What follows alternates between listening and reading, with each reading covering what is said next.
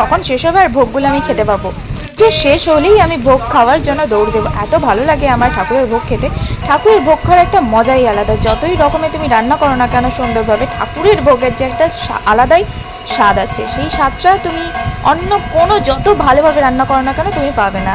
তো এখানে দেখতে পাচ্ছ সন্ধ্যা আরতি হচ্ছে। সন্ধ্যা আরতি আর শেষের পথে তোমরা দেখতেই পাচ্ছ কত রকমের মিষ্টি, দই, ক্ষীর, তারপরে সিন্নি, লুচি, সমস্ত রকমের ভাজা, তরকারি, ছোলার ডাল আর পায়েস হয়েছিল লাস্টে। এরকম হয়েছিল, তো তার জন্য পুরো ঘরটা দেখতে পাচ্ছি পুরো ধোঁয়ায় ভর্তি হয়ে গেছে, এত অন্ধকার হয়ে গেছে, এত গরম লাগছিল, অস্বস্তি করছিল চিন্তার বাইরে। তো ওরা বেরিয়ে এসেছিল, তার জন্য ওদেরকে আমি এই প্রদীপের তাপ দিতে আমি নিয়ে গেছিলাম ওদের কাছে।